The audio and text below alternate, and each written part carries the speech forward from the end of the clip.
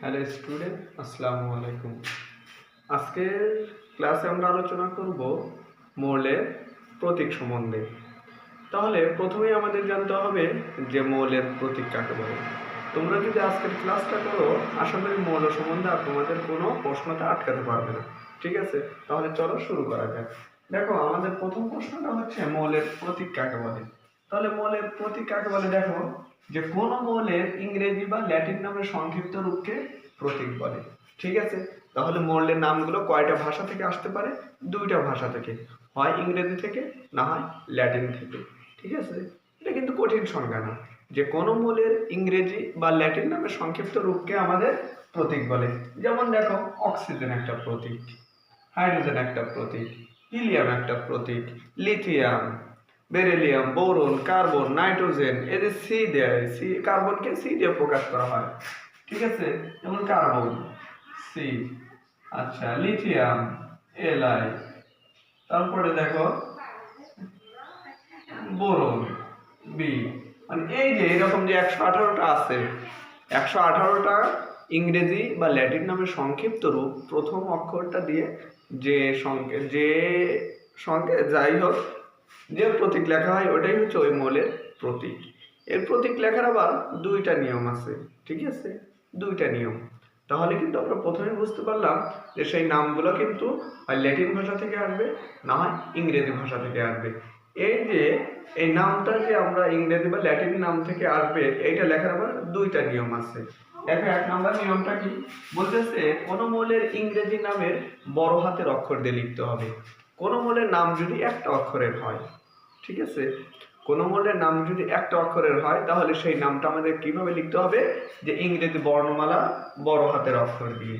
দেখো, কোন মৌলের যে ইংরেজি নামের ইংরেজি নামের ইংরেজি বড় হাতের অক্ষর দিয়ে লিখতে হয় যদি একটা অক্ষর হয়। দেখো, যেমন হাইড্রোজেন শুধু এইচতে হয়, এই কারণে এইচটা বড় হাতের।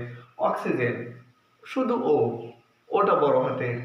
আবার নাইট্রোজেন শুধু প্রতীক লিখতে হয় এন দিয়ে, এই কারণে এনটা বড় হাতের। আর দেখো লিখছি ফ্লোরিনটা দেখো শুধু লিখতে হয় এফ দ্বারা, এই কারণে শুধু বড় হাতের এফ দিয়ে প্রকাশ করা হয়। আরো অনেকগুলো আছে, তোমরা দেখে নিবা। আচ্ছা দেখো, এরপরে পরবর্তীতে 2 নম্বর যে নিয়ম সেটা আছে। দেখো, বলতেছে কোন মৌলের নাম ইংরেজি দুটি অক্ষর দিয়ে লেখা হলে প্রথমে অক্ষরটা বড় হাতের এবং পরবর্তীটা ছোট হাতের হবে। ঠিক আছে, মানে এটা এখানে বুঝাইছি যে কোন মৌলের প্রতীক যদি এমন হয় যে দুইটা ইংরেজি অক্ষর দিয়ে লিখতে হয়। যেমন দেখো, calcium Ca, lithium Li, sodium Na, এই জাতীয় কিছু বলতেছে। এই জাতীয় যদি দুইটা অক্ষর দিয়ে তাদের প্রতীক লিখতে হয় তাহলে সেই প্রতীকগুলোর প্রথম অক্ষরটা হবে ইংরেজি বড় হাতের এবং দ্বিতীয় অক্ষরটা হবে ইংরেজি ছোট হাতের। ঠিক আছে, দেখো আমরা উদাহরণ দেখলে পারে আরো মাশাআল্লাহ বুঝে যাব। দেখো, এখানে বলতেছে সোডিয়াম। যেমন দেখো, সোডিয়ামকে প্রকাশ করা হয় Na দিয়ে। ঠিক আছে, এনটা দেখো বড় হাতের, পরবর্তী এটা যে আসে এটা হচ্ছে ছোট হাতের। আশা করি বুঝতে পারছো। পরবর্তীটা দেখো, লিথিয়াম। আমাদের যদি এটা একটুখানি আমি অন্যভাবে লিখছি, দেখো এল আই, বড় হাতের এল এবং পরবর্তীটা যে আইটা আসছে দেখো আইটা হচ্ছে ছোট হাতের। তাহলে যখনই আমাদের দুইটা অক্ষর দিয়ে কোনো মৌলের প্রতীক লিখতে হবে, প্রথমটা হবে বড় হাতের, পরবর্তীটা হবে ছোট হাতের। তারপরে দেখো ক্যালসিয়াম Ca, সিটা বড় হাতের এবং এটা ছোট হাতের। এই যে আমরা এইগুলো দেখলাম, এখন আমাদের কিন্তু এই মৌলের যে নাম আছে সেগুলো কোথা থেকে আসবে, হয় ইংরেজি থেকে, না হয় ল্যাটিন থেকে। এখন আমরা দেখব আমাদের কতিপয় কিছু মৌল আমরা দেখব যেগুলোর নাম ইংরেজি থেকে এবং ল্যাটিন থেকে এসেছে। তাহলে পরবর্তীতে আমরা এইটা দেখি।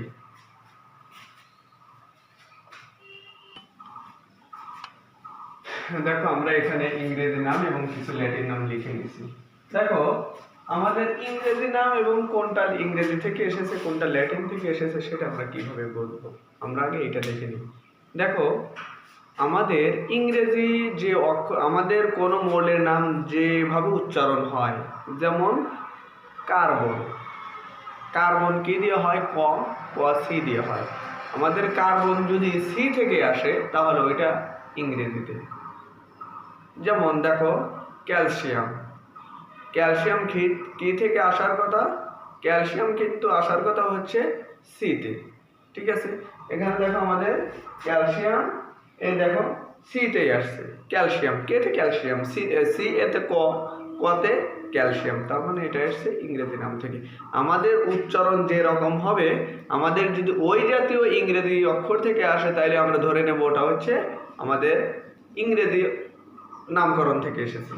যেমন দেখো এখানে কি আছে কোবাল্ট, কোবাল্টে কি আছে ক আছে, তার মানে সিতে ক হয়, ইংরেজি থেকে সিতে ক হয়, তাহলে দেখো ওখানেও সি আছে। ঠিক আছে, তাহলে যেভাবে যে অক্ষর দিয়ে উচ্চারণ হবে আমাদের যদি ইংরেজি ওই অক্ষরই আসে তাহলে ওটা কিন্তু আমি বুঝে নেব যে ওটা তাহলে ইংরেজি নাম, ইংরেজি নামকরণ থেকে ওইটা এসেছে। কিন্তু তাহলে ল্যাটিন বসবো কিভাবে? দেখো ল্যাটিন বসবো, আমাদের উচ্চারণ যেরকম হবে, আমাদের উচ্চারণ হবে একটা আর আমাদের বলতে হবে আর একটা। ঠিক আছে, তার ইংরেজি উচ্চারণ এবং বাংলা উচ্চারণ আলাদা হবে। ঠিক আছে, আমাদের ইংরেজি উচ্চারণটাও হবে একরকম আর বলা নামকরণটা হবে একরকম। যখনই উচ্চারণটা একরকম হবে আর নাম হবে অন্যটা, তখনই আমরা ধরে নেব এটা ল্যাটিন থেকে এসেছে। ঠিক আছে, তাহলে আমরা বলবো কিভাবে যে ল্যাটিন থেকে এসেছে। আমাদের দেখো উচ্চারণ হবে আমাদের এক জিনিস আর আমাদের নামকরণ হবে আর এক জিনিস। যদি দুইটার মাঝে অমিল পাই তাহলে ধরে নেব যে ওটা আসে ল্যাটিন থেকে, আর যদি দুইটা একই হয় তাহলে ধরে নেব ওটা আমাদের ইংরেজি নামকরণ থেকে এসেছে। কিছু ব্যতিক্রম আছে, দেখো তোমরা দেখলে বুঝতে পারবে। আচ্ছা, এখানে দেখো আমাদের প্রথম কি আছে? আমাদের প্রথম আছে হচ্ছে কার্বন।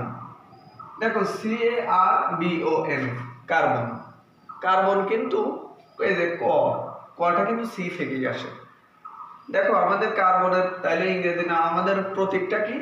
সিতে কার্বনকে বোঝায়। যেখানে সি দেখবা তাহলে তুমি বুঝে নেবা যে ওখানে আমাদের কার্বন আছে।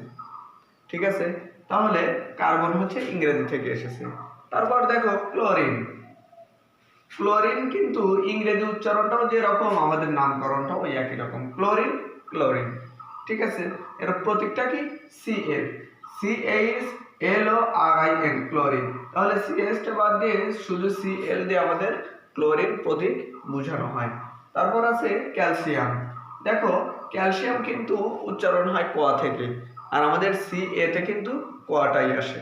ঠিক আছে, এই কারণে আমাদের ইংরেজি উচ্চারণ এবং বাংলা আমরা যে নামকরণ করি ওইটা যদি একই হয় তাহলে আমি ধরে নেব ওটা আমাদের ইংরেজি থেকে এসেছে।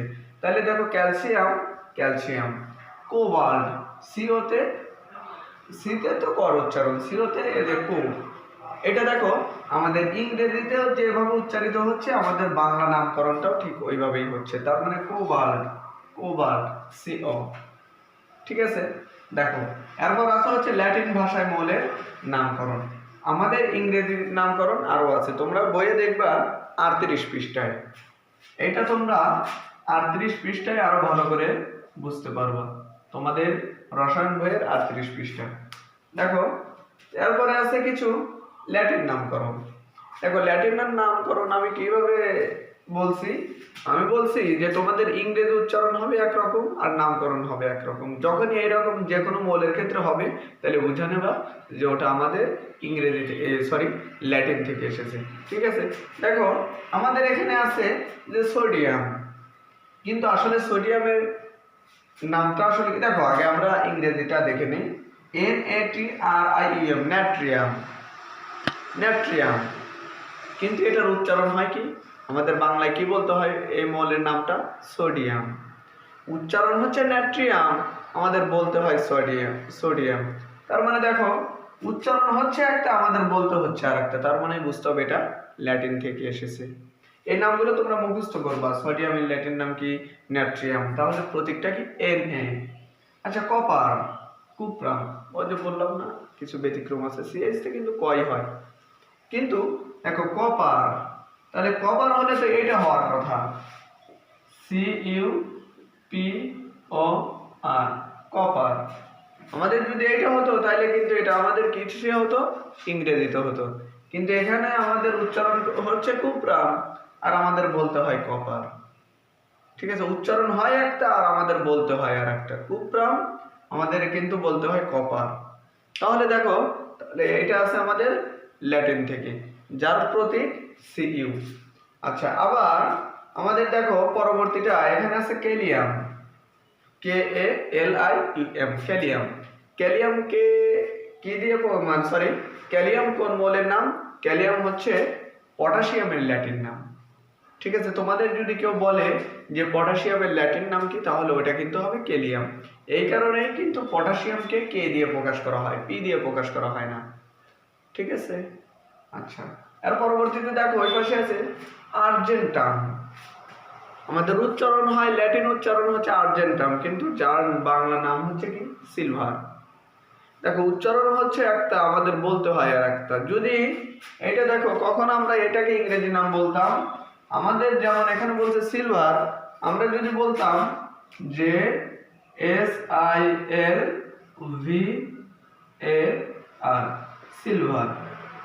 যদি আমাদের দেখো বাংলা উচ্চারণ আর ইংরেজি উচ্চারণটা যদি একই হতো, তাহলে আমরা ধরে নিতাম ওটা ইংরেজি থেকে এসেছে।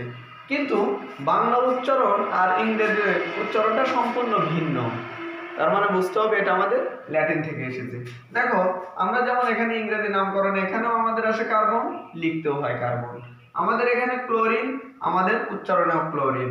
এখানে ক্যালসিয়াম, এখানেও ক্যালসিয়াম। এখানে কোবাল্ট, এখানেও কোবাল্ট। যাই হোক, ইংরেজি উচ্চারণও যা, আমাদের বাংলা উচ্চারণও তা। যদি এইরকম হয়, মিল থাকলে ওটা ইংরেজি হবে, আর যদি অমিল হয় তাহলে ল্যাটিন হবে। ঠিক আছে, দেখো তারপরে আছে যেমন সিলভার, আর্জেন্টাম। দেখো উচ্চারণ আমি ইংরেজিতে বলতেছি আর্জেন্টাম, আর আমাদের বাংলায় এটা হচ্ছে সিলভার, তার মানে দুইটা নামকরণে ভিন্ন। তাহলে এটা আসছে ল্যাটিন থেকে, যার প্রতীক কি এজি।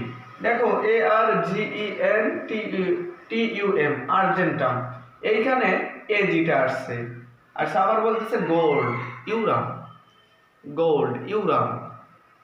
ঠিক আছে, দেখো উচ্চারণ হচ্ছে ইউরাম, আর আমাদের বলতে হয় এটা কি বাংলা গোল্ড। গোল্ডের ল্যাটিন নাম হচ্ছে ইউরাম। যদি হতো এরকম যে GOLD, গোল্ড, যেমন এখানে গোল্ড আছে, ভালো কথা। যদি বলতো যে গোল্ডের উচ্চারণ এইরকম হতো গোল্ড, তাহলে প্রতীকটা যদি জি হতো, এখানে বড় হাতের জি, প্রতীকটা যদি জি হতো, দেখো জি হতো, তাইলে কিন্তু এটা আমাদের ইংরেজি নাম থেকে আসতো। কিন্তু দেখো এখানে বলতেছে ইউরাম, আমাদের বাংলা উচ্চারণ হচ্ছে গোল্ড, যার প্রতীক হচ্ছে AU। তাহলে এগুলো তোমরা মুখস্থ করে দিবা যে গোল্ডের ল্যাটিন নাম কি ইউরাম। এরপরে কি বলতেছে ওয়ালফ্রাম, বা যার বাংলা উচ্চারণ হচ্ছে ট্যাংস্টেন। বাংলা দেখো ট্যাংস্টেন, এটাকে প্রকাশ করা হয় ডব্লিউ দ্বারা, বড় হাতের ডব্লিউ। যেহেতু দেখো এগুলোতে কিন্তু দুইটা অক্ষর ছিল, আমি যে আগেই পড়ে আসছি যে দুইটা অক্ষর থাকলে প্রথমটা বড় হাতের, পরবর্তীটা ছোট হাতের হবে।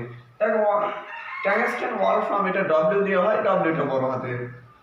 ফেরান বা আয়রন, দেখো এটা কিন্তু FE দিয়ে প্রকাশ করা হয়, এই কারণে এফটা বড় হাতের এবং এটা ছোট হাতের। এরপরে আছে মার্কারি, হাইড্রোজাইরাম, হাইড্রোজাইরাম। ঠিক আছে, এটা কিন্তু দেখো হাইড্রোজাইরাম আমরা উচ্চারণ করি আর বলি হচ্ছে মার্কারি। এই জন্য এটা আসছে আমাদের ল্যাটিন নাম থেকে, যাকে প্রকাশ করা হয় কি দিয়ে, HG থেকে। ঠিক আছে, তাহলে HG কার ল্যাটিন নাম, সরি কার মানে কোন মৌলের প্রতীক HG, মার্কারির প্রতীক, যার ল্যাটিন নাম কি হাইড্রোজাইরাম, জাইরাম। ঠিক আছে, আচ্ছা, তাহলে আশা করি তোমরা মোটামুটি বুঝতে পারছো। তোমাদের এটা ওই যে বললাম না যে 38 পৃষ্ঠা রসায়ন বই, তোমরা 38 পৃষ্ঠা রসায়ন বইটা ভালো করে পড়ে নেবে। আশা করি তোমরা অনেক অনেক ভালো কিছু করবে ভবিষ্যতে। আজ এ পর্যন্তই, আসসালামু আলাইকুম।